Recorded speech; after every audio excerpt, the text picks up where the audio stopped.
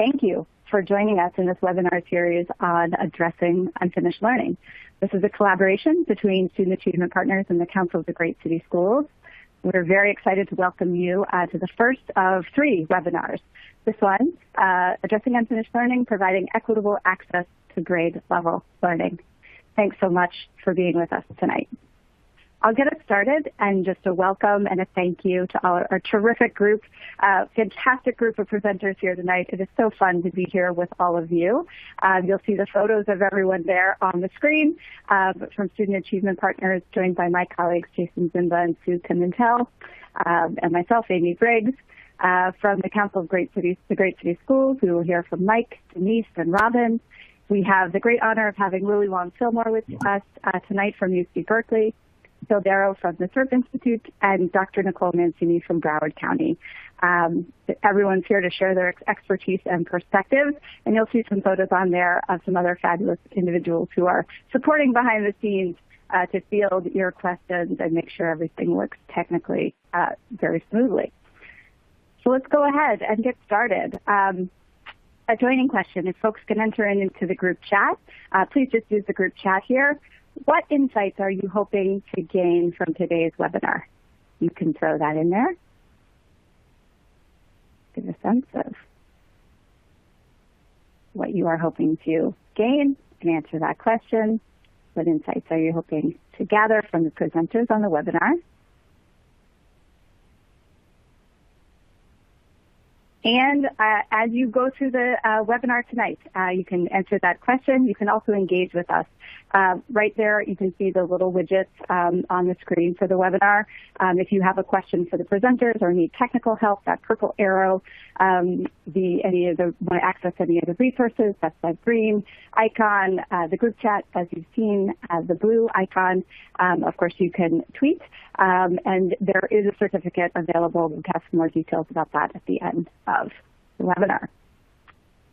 So let's go ahead and get started.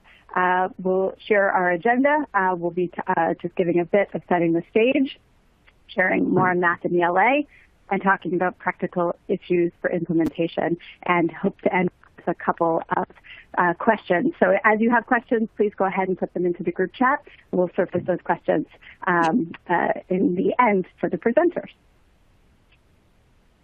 All right. So I know everyone is eager to get to the main event, so Mike and I will be brief. I just wanted to share a little bit about the origin of these resources. In developing the priority instructional content for this academic year, the central question for us as Student Achievement Partners was this. Since time is such a scarce commodity in classrooms, even more so in this unbelievable year that we're all experiencing, how can we support educators to make strategic instructional choices about which math and literacy content to prioritize?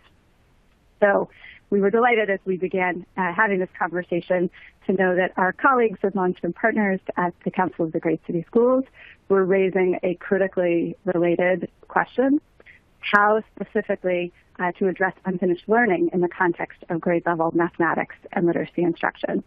So we teamed up to take on both questions, and we're excited to share more about these 2 resources we've developed and how they're working in practice. I'll turn it to Mike to share a bit more of an introduction. I'm delighted to see everyone tonight and to be here with all of these extraordinary presenters. Mike? Great. Thank you very much, Amy. And welcome everyone to this webinar hosted by Student Achievement Partners and the Council of the Great City Schools on essential standards and unfinished learning. Amy, first of all, congratulations to you and your great team at SAP on the production of your important report on the essential standards. And thank you to the Great City Schools team for our companion document, Addressing Unfinished Learning After COVID-19. I know our team worked very long hours to make this report worthy of everyone's consideration. These 2 reports in tandem lay out an important framework for how to think about and address unfinished learning. We are pleased that our 2 organizations continue to collaborate on the important education challenges that face our schools nationwide. And no challenge right now is more critical for our children than the toll that this pandemic has taken on them and their learning. I'm Michael Casserly, Executive Director of the Council of the Great City Schools, the nation's primary coalition of large urban public school systems. As you know, we have always had so-called learning loss in urban education. But one of the important lessons we have learned over the years was how limited our success was in measuring and then remediating that loss. The Great City Schools was prompted to write our Unfinished Learning report because we sensed that schools were likely to repeat this historic misstep as we restarted schools this fall. In the past, we have too easily fallen into the trap of testing, identifying gaps, remediating the gaps, and then seeing our students falling further behind grade level expectations. What we lay out in this important document, both documents together actually, are 6 principles and strategies for addressing unfinished learning without centering our work around remedial instruction.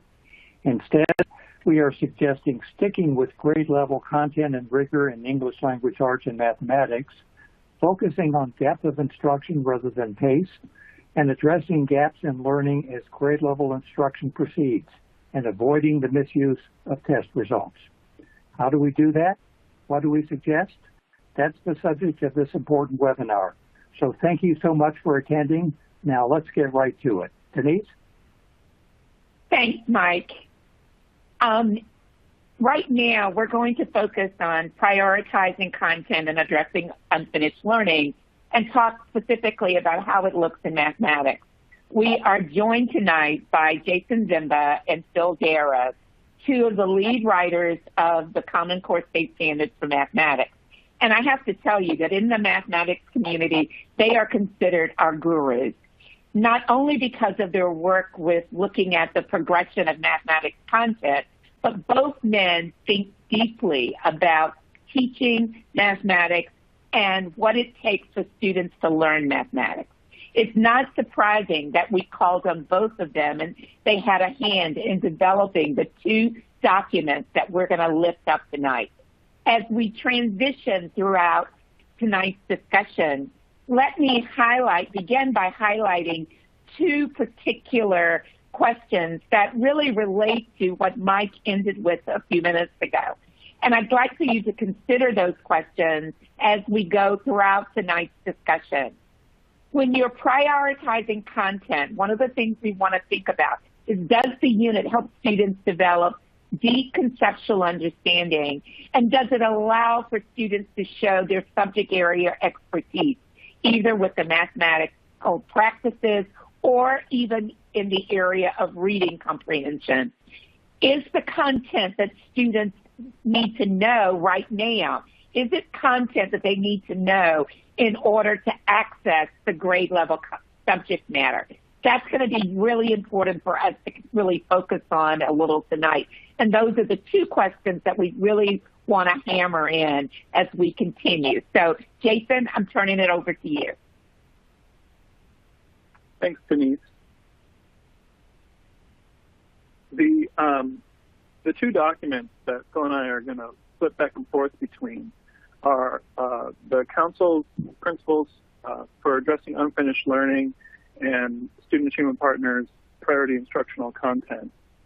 And these are companion documents that build from the same assumption to provide 2 complementary sorts of tools for addressing this year's special challenges for instruction, assessment, equity, and social, emotional, and academic learning. They both have that purpose and reinforce at their overlap.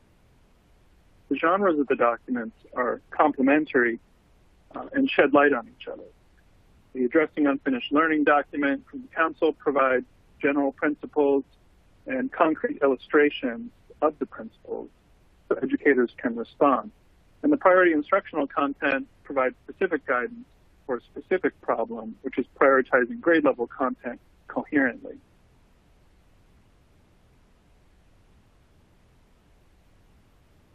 I'm going to move us to some guiding questions. So just a look at the Priority Instructional Content document. It looks like the yellow button is not behaving for me here. Hang on, I'm going to get there. Priority Instructional Content. This is the document produced by the amazing team of Student Achievement Partners in collaboration with Denise and Phil and Harold and the team behind the Council's principles document.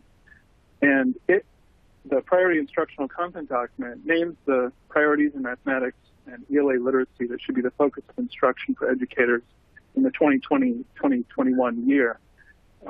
The guidance for the field about these content priorities comes from leveraging the structure and emphases of college and career-ready math standards and literacy standards, and it's intended to help publishers, other designers of instructional materials, and instructional leaders find new efficiencies in the curriculum that are critical for the unique challenges that have resulted from school closures and anticipated disruptions in the year ahead, keeping at the forefront principles of equitable instruction that support all students.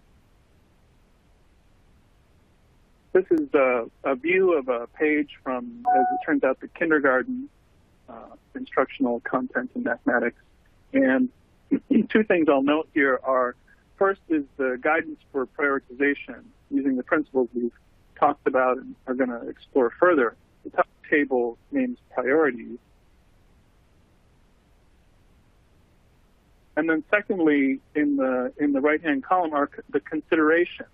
So this isn't just a list of standards. It's not just a list of clusters, but it includes considerations which are meant to help with coherence tactics. The guidance about focus reflects an effort to maintain coherence within and across grades. And the two arrows at the bottom are to emphasize, because the document is organized by grade, I want to point out explicitly that there are cross-grade connections here, which leads us to an important principle, which I will hand the mic to Phil to dig into. Okay. I'm not sure. Do I have the right slide up? Grade level work in mathematics makes extensive. You're good. Okay, thank you.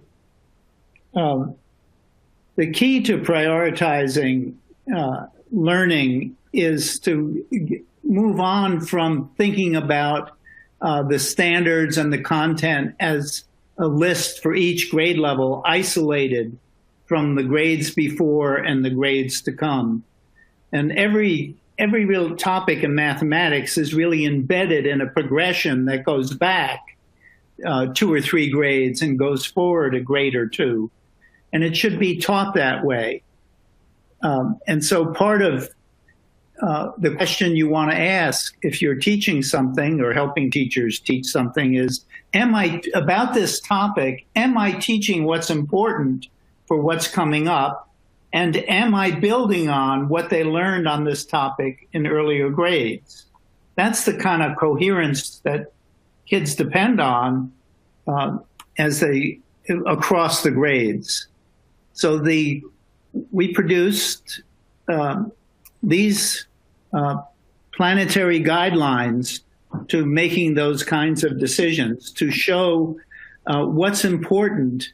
In this case, looking at what was in grades 3 through 5 that is important for kids when they are entering grade 6. So if I'm teaching grade 6, a key transition grade, what should my view of the 3-5 content be? And that's what this is showing you. It's showing you how interpreting multiplication and division situations and understanding how the number and the properties of operations, how it relates to decimals and fractions, how they're going to play into the 6th grade content.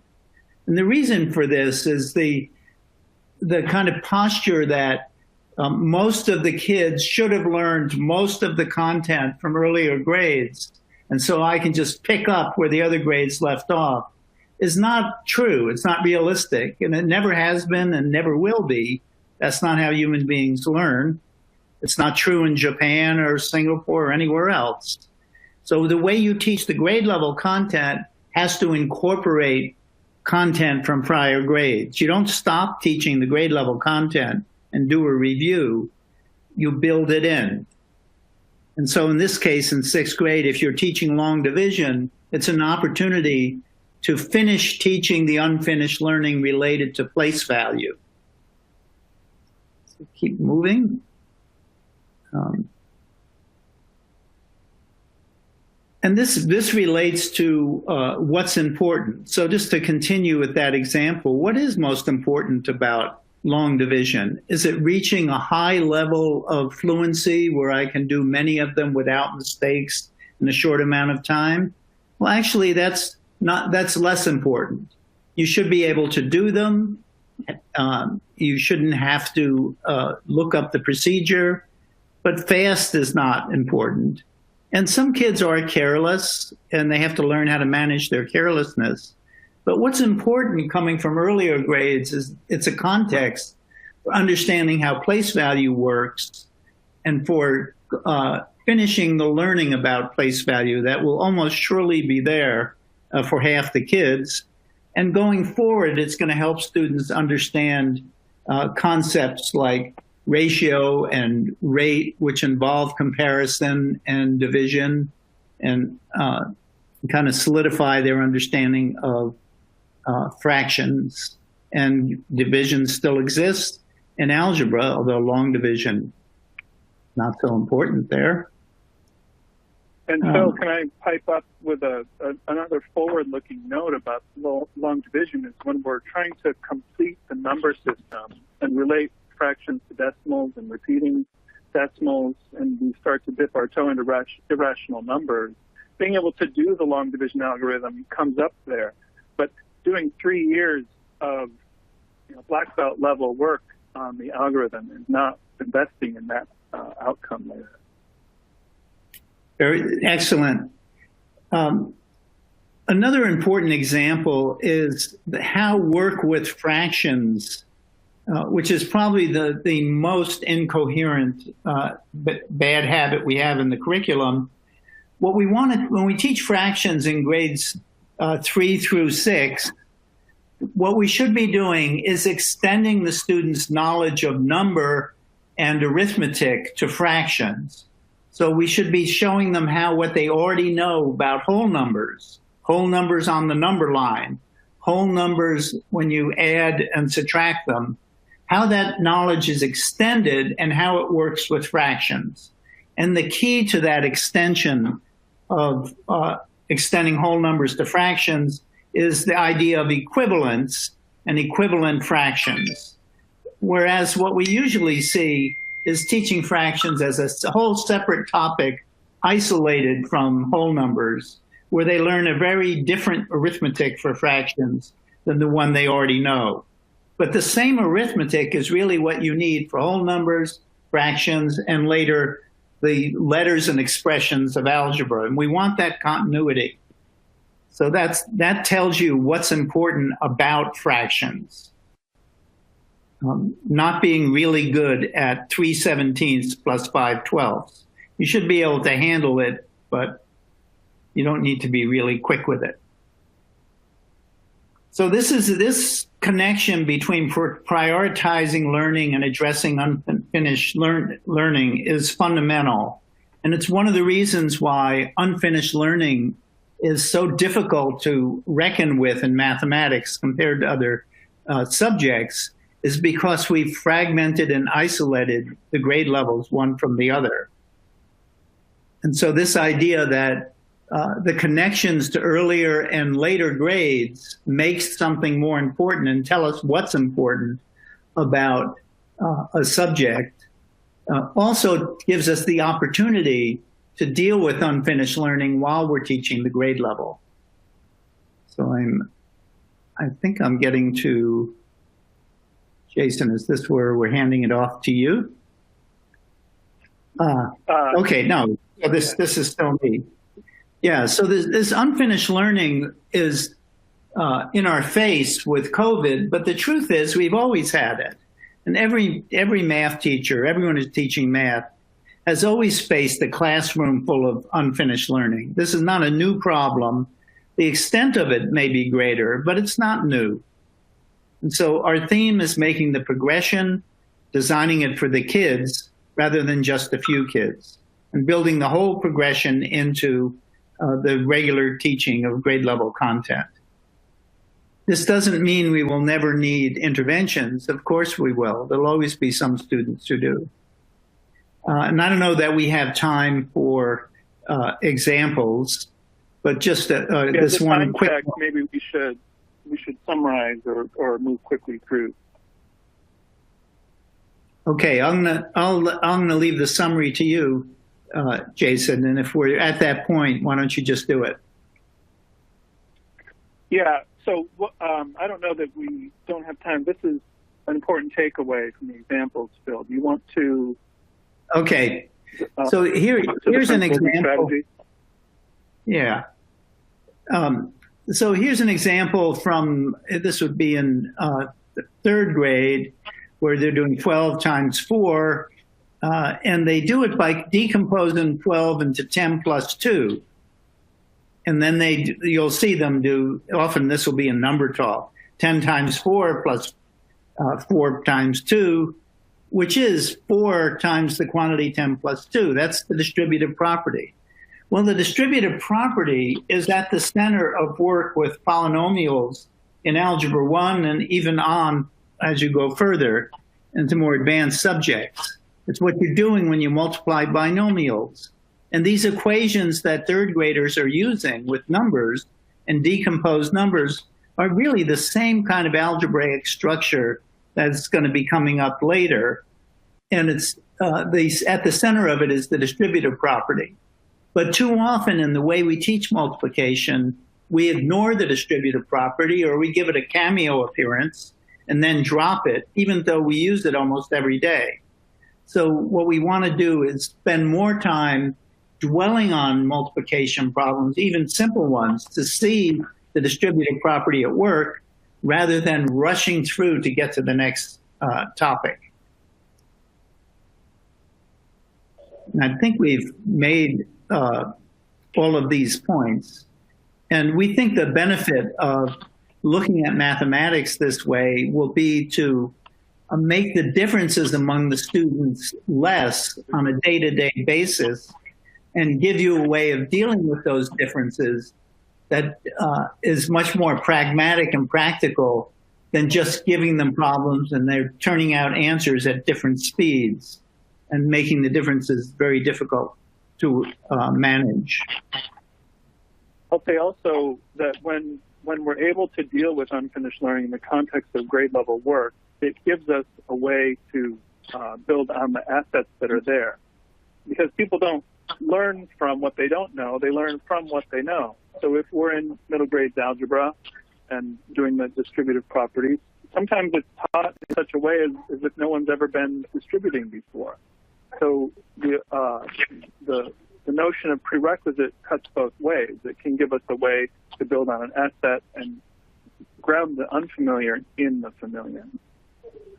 Right. Thanks, And I think we had examples, but we shouldn't get to them. I understand we're getting to the end of our time, but Denise, can you give us some guidance?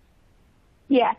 So thank you. We do have some concrete examples in the unfinished learning document as well as in the slides. But right now, I don't want mathematics to hog our time. You've heard about how prioritizing learning and addressing unfinished learning looks in mathematics, but let's continue the discussion in English language arts, and so I'm going to turn it over to Robin Hall. Thanks, Denise. Building on this key idea of not depending too strongly on previous grades, but taking advantage of fresh starts, we will now turn to some key messages in English language arts and literacy that also focus on the major work of the grades, with an eye towards building on student assets rather than focusing on their deficits and addressing unfinished learning. First, we'll hear from Sue Pimentel, a founding partner, Student Achievement Partners, and lead writer of the Common Core State Standards for English Language Arts and Literacy, who will discuss the three main categories of the priority content and why they are so important. Then we will hear from Lily Wong Fillmore, Professor Emeritus from the University of California at Berkeley, and a linguist who has worked on language learning and language in learning. She will share practical strategies for teachers to employ as they deliver grade level instruction to all students while addressing unfinished learning. First, we'll hear from Sue. Sue? Sure. Thanks, Robin, and hello, everyone.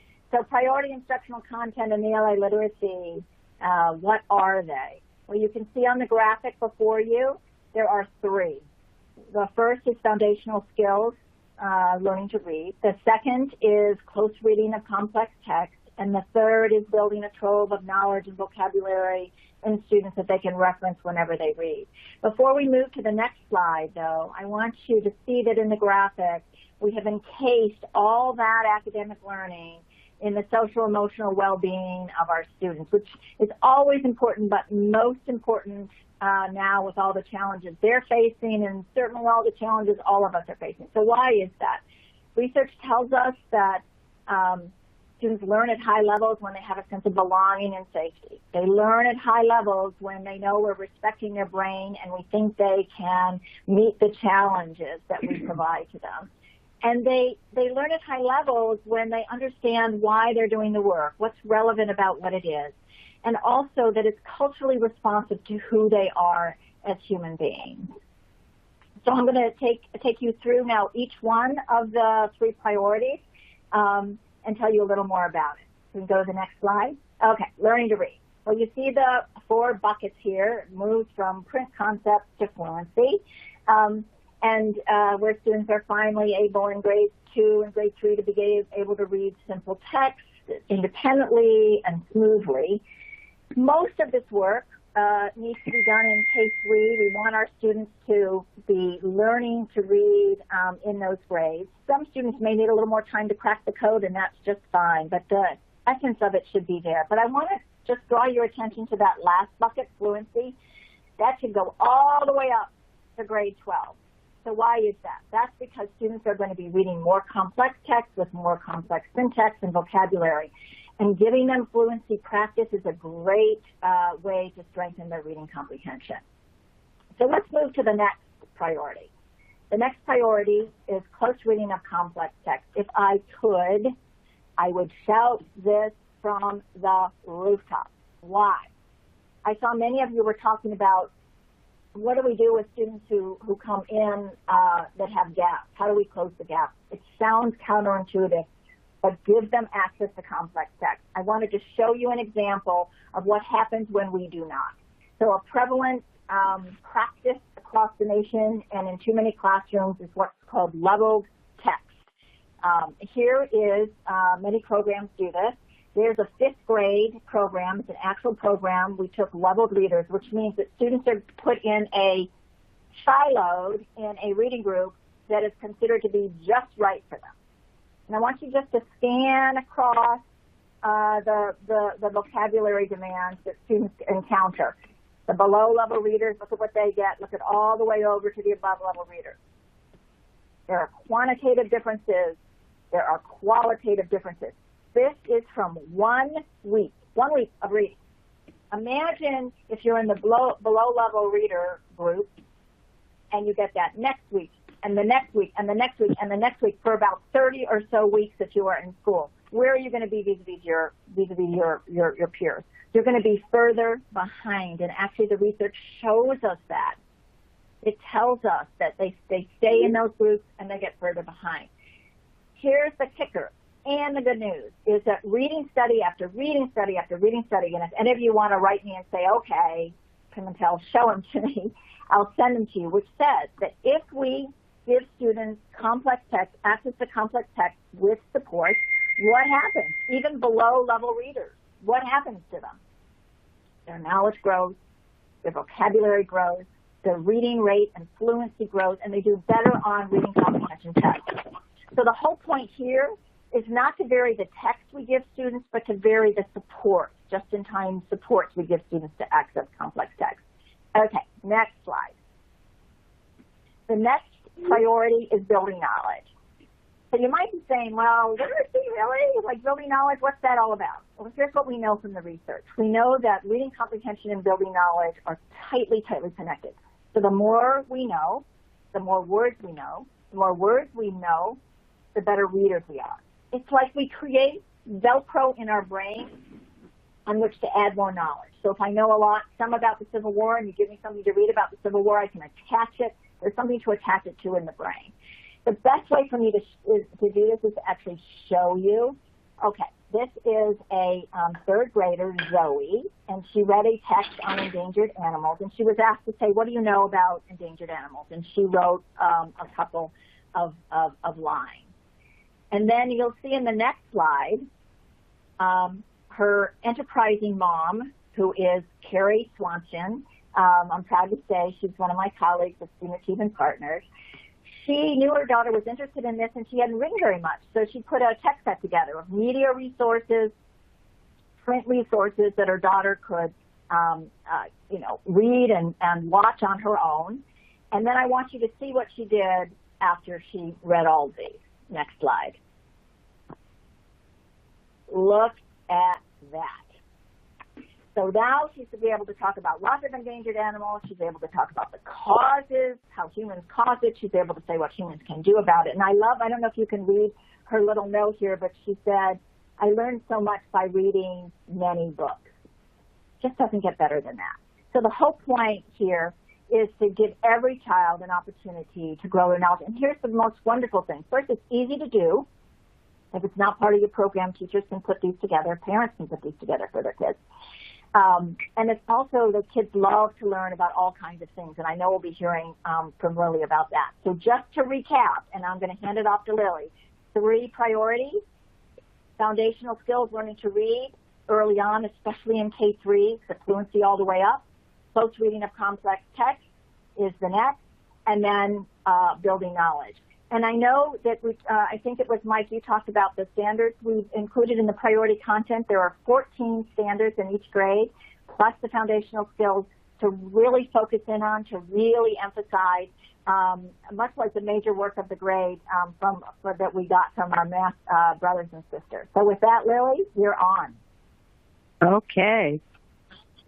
So, what does all this mean for schools this year, and perhaps for a large part of next year as well? Next slide, please. So how do we ensure that students get access to grade-level content? We do it by building on their assets rather than focusing on assumed deficits. Inclusion of all students in instruction is the key. Participation in grade-level learning calls for just-in-time scaffolds as needed. The concern here is to avoid widening the opportunity gap by putting kids who need extra help into remedial classes. We know that's a dead end and does not improve learning for anyone. Now, all of this has got to begin with a review and recalibration of how we think about instruction. How do we group kids for learning? Inclusion means heterogeneous grouping. Now, student needs vary. How do we identify individual needs, and what do we do about them? What about teacher-guided instruction? Everyone, especially after this year of spotty learning, is going to need it. But how much and how often? Next slide, please. So how realistic is this? Can we really expect all kids to handle grade-level materials even after months of uncertain learning experiences? The answer is yes, provided students get the help they need to participate in the work of the class and everyone is given access to the same materials. It begins with stoking the student interest in the topics and materials to be worked on. Learning is enhanced when kids are motivated, and hey, that challenges teachers to be creative. It requires the building of an inclusive learning community that invites and nurtures engagement of all students. Some may get more out of the experience than others, but everyone gets more out of grade level materials than they would from subpar materials. So students rise to the occasion if they feel valued, supported, and included. Consider a 7th grade language arts class I observed in Fresno, California a while ago. The students were working on a semester-long unit, a history and literature unit, focused on the novel, The Book Thief. Now, that thick book must have been a huge challenge for some of the kids in that 7th grade class.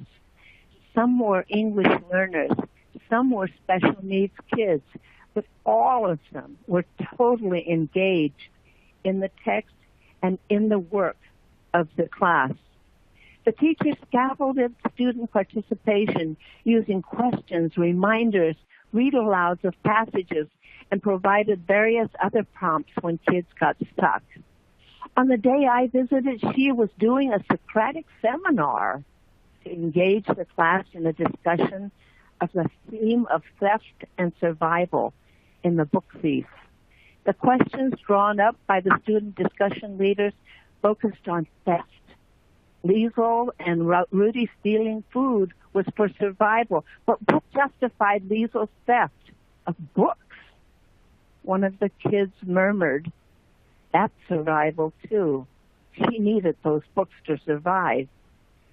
I heard him and I thought, my gosh, this was a kid, I was later told, who had had trouble struggling in school before the school began all of this work on materials that seemed just way, way too difficult for 7th graders. Next slide, please. Such instructional efforts take a lot of time. Where does it come from? What about the curriculum and pacing guides? Well, okay, all of this requires making instructional decisions. What should be given priority and what can be put on hold? It also calls for a restructuring of time for instructional activities.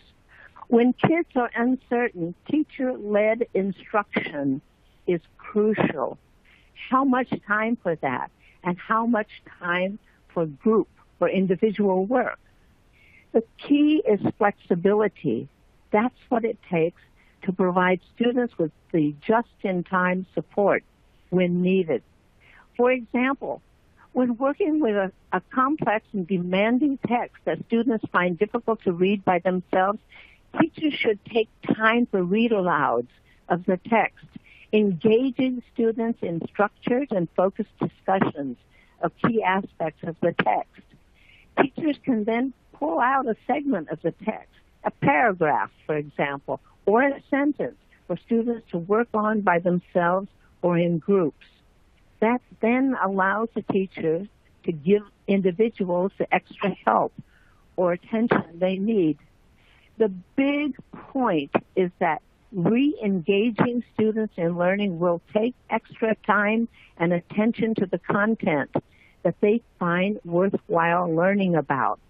And that calls for decisions about what should be given priority and what can be put aside. For example, instead of working on 12 topics in a 4-month semester, how about focusing on 6 instead? How do you decide what to include? The question really is, what's worth learning about? Does the topic deepen conceptual understanding of the content?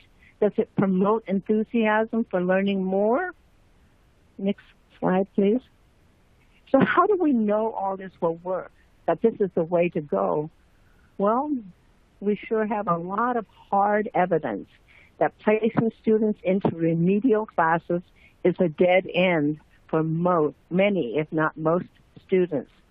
We have observational and anecdotal evidence from districts where we have observed practices such as those described in the Unfinished Learning Guidance document to guide us in Boston, in District 25 in Queens, New York, for example, in Charlotte, Mecklenburg, in Guilford County, North Carolina, in Denver, in San Antonio, in Broward County, in so many places where schools have pushed ahead. Thank you.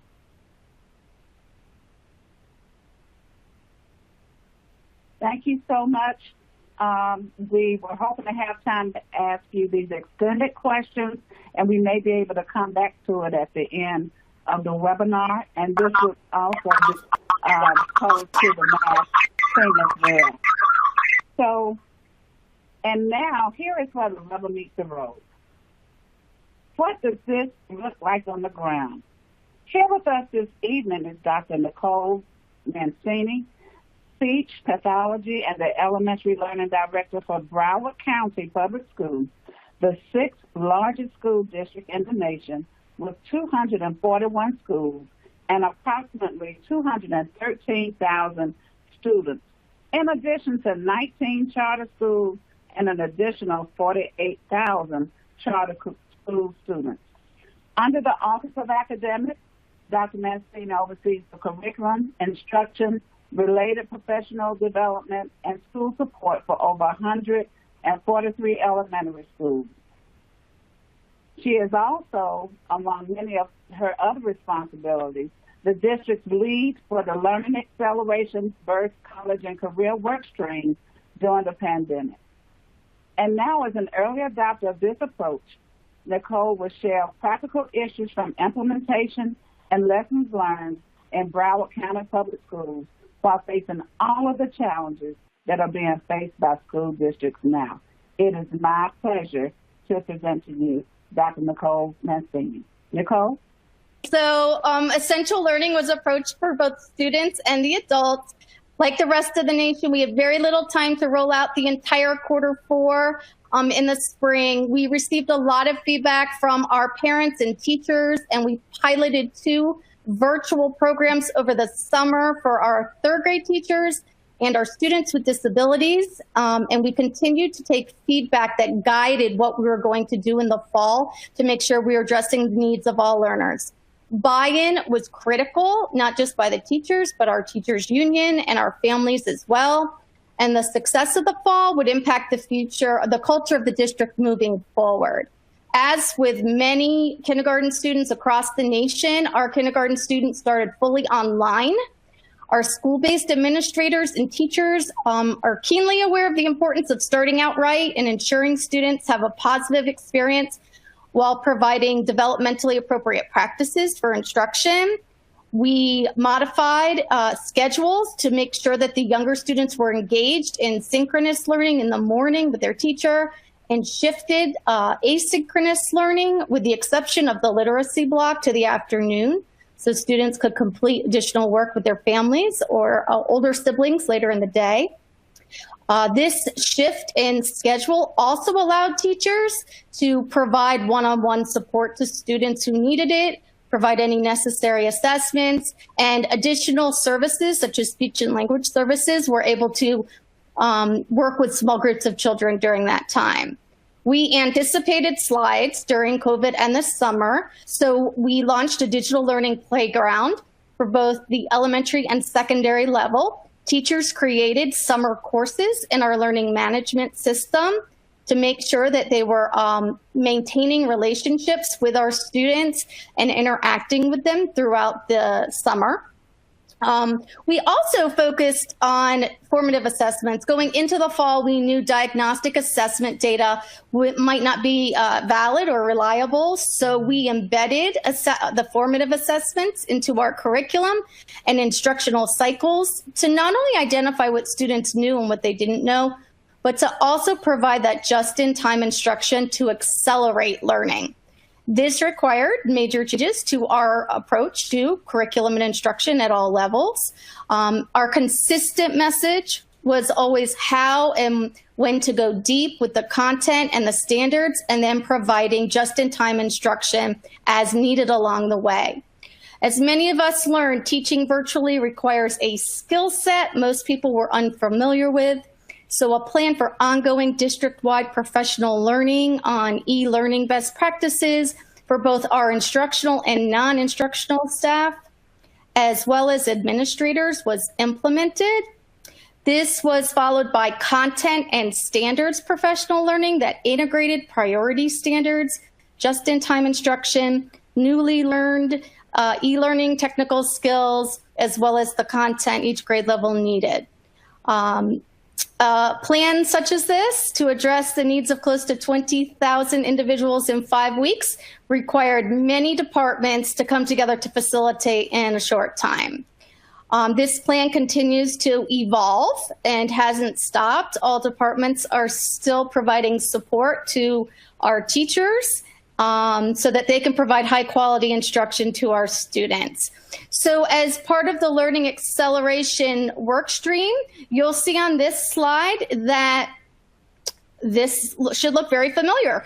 We did take the work that we did with the council and the work from student achievement partners, and we bucketed that work, identified priorities, and this is the work that leads us now for this school year in making sure that our students' learning is accelerated, all needs are met, we're establishing and maintaining relationships, and we're clearly and effectively communicating with our families. We have a large population of students with disabilities that are mostly included in the general ed environment, so we do have an additional game plan for those students as well.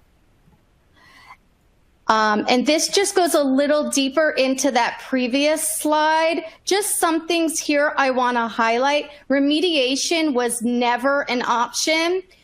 We are continuing to focus on how to address grade level standards and the content and providing that just-in-time instruction along the way.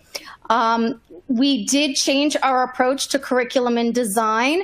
We designed our curriculum within our learning management system with flexibility, starting 100% online, not knowing when we were going to be face-to-face again. What we designed and pushed out for our teachers had to be able to be used in any setting, and that is just what this curriculum is doing.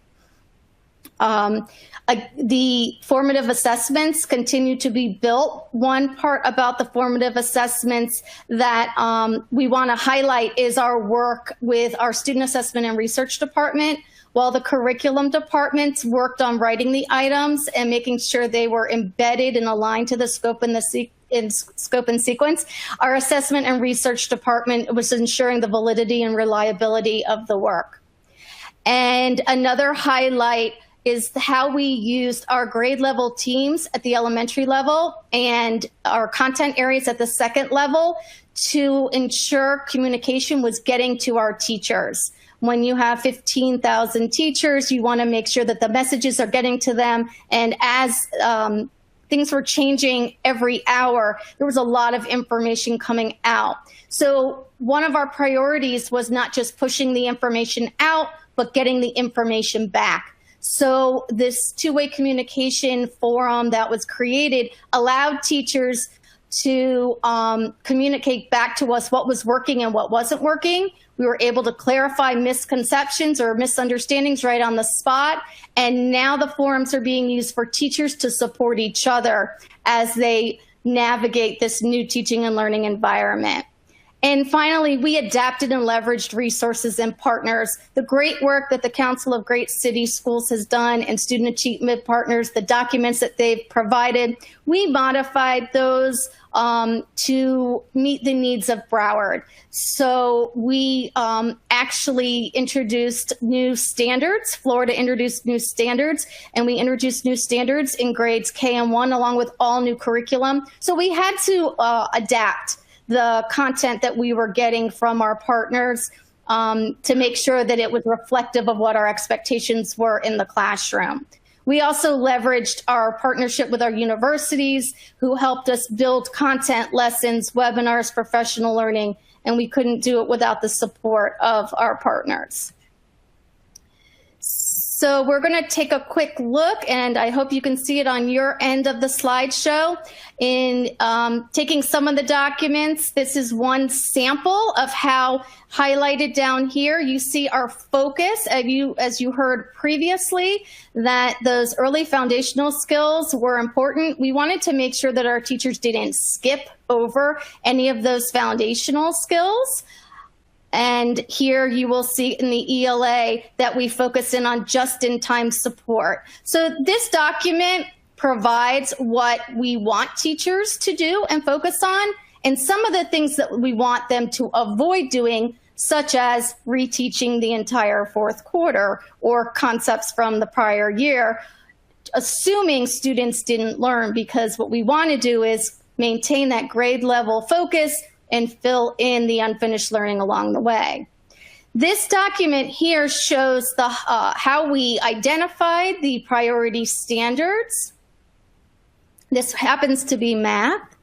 And then this just shows how we had to add in the new standards that were introduced. And the reason why we had to provide this year is because these standards moved from another grade level into this grade level, which happens to be fourth grade. When this group of students goes to sixth grade, they need to have learned this in fourth grade already. So in addition to making sure that we are addressing unfinished learning and providing just-in-time instruction and identifying those priority standards, we had to provide gap analyses to make sure our teachers weren't missing any of the new standards. This is an example of, we're still with math. You can see the major work of the grade here, supporting work and additional work. On the left side, you see the previous grade level standards as they relate to the current standards. And here we also provided what those implications were. And we're so grateful for the partnerships and the documents that have been shared nationally, because that made this work much easier for us to adapt. And I know we're running close to the end of our time, so I'm going to go a little quicker. We also provided information to our teachers so that they knew what the expectations were for Tier 1 instruction in the typical environment, and then how they could adapt that instruction in the e-learning environment. And this is just on the left. This is what you would see in the classroom. So what would I do in the area of ELA in terms of content? How would I adapt lessons? What should I do to maintain the structure and those priority standards, but also make the instruction doable for the students? So we did encounter challenges, just like everyone else, massive deployment of devices and the learning curve with how to use technology to actually teach. The capacity to deliver professional learning and training. The same people that are supporting teachers are also writing the curriculum, are also providing professional learning and designing the professional learning. Balancing synchronous instruction with asynchronous activities was a priority for us, Q1.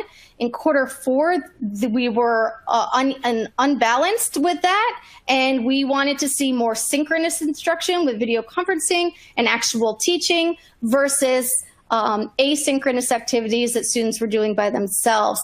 Again, like I mentioned earlier, that required scheduling changes, especially in the primary grades. So many of our teachers struggle with how to actually teach reading in a virtual environment, as well as how to conduct assessments. And then as many around the nation are also encountering substitutes for our teachers and paraprofessionals, teachers that are both teaching in class. We've moved to e-learning phase 2. Our teachers are teaching in a classroom, and they have students online that they are teaching simultaneously. And they still need to meet the various and unique student needs, and we still need to meet the various and unique teacher needs. So not having the capacity to cover classes and then provide high quality instruction is a challenge, as many others are facing. Some of our successes were breaking down the silos with shifts in our collaboration. We were collaborating with departments that we typically didn't collaborate with in the past. We've had much smoother transitions between learning environments from e-learning to face-to-face. Some of our classes have had to go back to e-learning for 2 weeks while in quarantine. The content and the curriculum has stayed the same. We have been identifying exemplary teaching practices among teachers throughout the entire district. We're curating teachers that have recorded themselves, and we're placing them in a central location for other teachers to benefit from those great practices. We've expanded and deepened our knowledge of social emotional learning and mindfulness and the impact it has on our students' ability to learn and on our teachers' ability to provide that high quality instruction. Many of our teachers and our families have gone through some devastating and traumatic situations, and having social emotional learning and mindfulness as a part of our daily routine has become critical to maintaining some level of it's going to be okay in the end type of feeling. We've also, on the next slide, I'm going to address equity. And one last point on this slide is we've enhanced communication with parents and community through Parent University. We just had our 3rd round of Parent University sessions where we go live and we update parents on what's happening with learning in the district. We have a central website, Learning Never Closes, that is constantly updated, where parents have a one-stop shop to go to get the information and get to other places to find out about their child's curriculum or who to contact if they have any questions. And then at the elementary and secondary level, we have specific sites just for supporting activities that parents and families can do at home with their children or that children can engage with outside of the classroom environment. In terms of next steps for continuous improvement, we are extending our distance learning teacher series program with live instruction. So we're able to broadcast to up to between 100 and 1,000 classrooms. We can reach that many classrooms with one broadcast, so we can actually have one teacher teaching and reaching all of those students in a grade level. And we're also going to leverage this to offer at the secondary level classes that typically wouldn't be offered for a student. So if I go to a high school and I want to take AP Physics and it's not offered at my high school, I can now take AP Physics offered at a high school 100 miles away through e-learning. We'll continue our focus on equity and social emotional learning. That example from secondary is one of those pieces that targets equity to make sure that all of our students actually have those opportunities to take those courses. We're expanding the use of cameras in our classrooms, not just for teaching and learning, but to provide coaching support and professional development. And we'll continue our work on formative assessments and embedding them into the curriculum. And to conclude, what we have been through will transform teaching and learning in Broward County moving forward.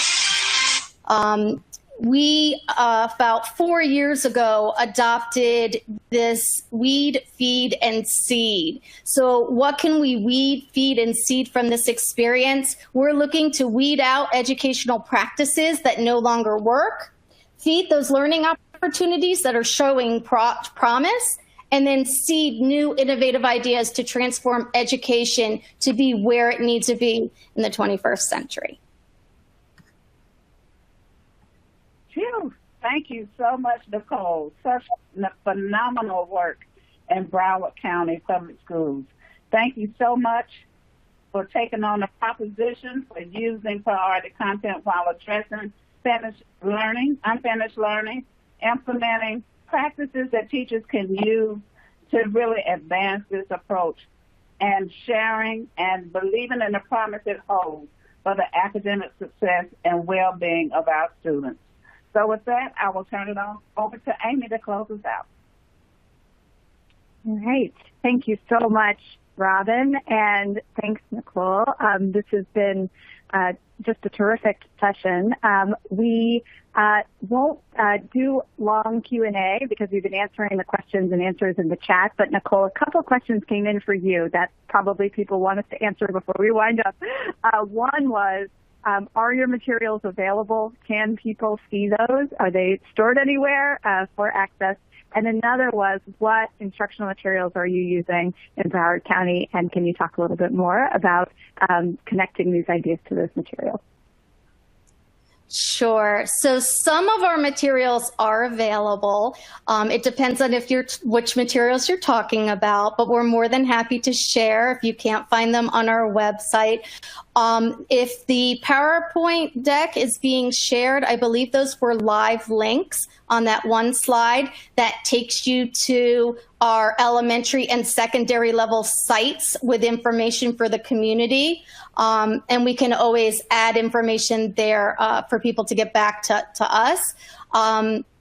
We approach our curriculum, we write our curriculum. Our curriculum is based on the needs of Broward County, and we adopt instructional materials. So we are actually in the middle of a virtual ELA adoption as we speak. The teachers just finished at 6:30 this evening. So we are in between. It's been a while since we last adopted new ELA materials. So we have core adopted materials, and then we write our curriculum leveraging those materials. So a lot of our writing is what we've written. A lot of our foundational skills we have compiled and curated and have pushed things out according to our scope and sequence. Our scope and sequence is an integrated approach with a progression that goes from kindergarten all the way through 5th grade. So the concepts and standards build on each other each year. And that is all written by Broward County so that we can, as we adopt new instructional materials, move something out and something in. And that has worked very well and works very well with our learning management system. And that might have been another question that came up in the chat. We do use Canvas, if anyone was wondering. And Mastery Connect is what we use with the formative assessments. And Mastery Connect is embedded into Canvas. So everything is embedded within Canvas. The teachers don't need to leave. They pull things in, they push them out to students. And the best part about it having all in the same environment is the district can get the data at the district level. Thank you. Thanks so much, Nicole. Well, I want to thank the entire group of presenters. Just a huge thanks to this whole team. And we would love to invite you to join us again for the rest of this series. There are two more webinars in this series, and they're coming right up on the 2nd of December and on the 16th of December. So huge thank you. I just want to thank again, Dr. Mancini, thanks for joining us from Broward County. Big thanks to Michael Casserly and Robin Hull and Denise Walston from the council. Huge thanks to our ELA team, Sue Pimentel and Lily Long-Fillmore, and our math folks, Jason Zimbo and Phil Darrow. Thank you all for being here tonight. And thank you everyone who's joining us on the webinar. We really appreciate all of you being here, and we'll see you at the next one in the series. Have a good night.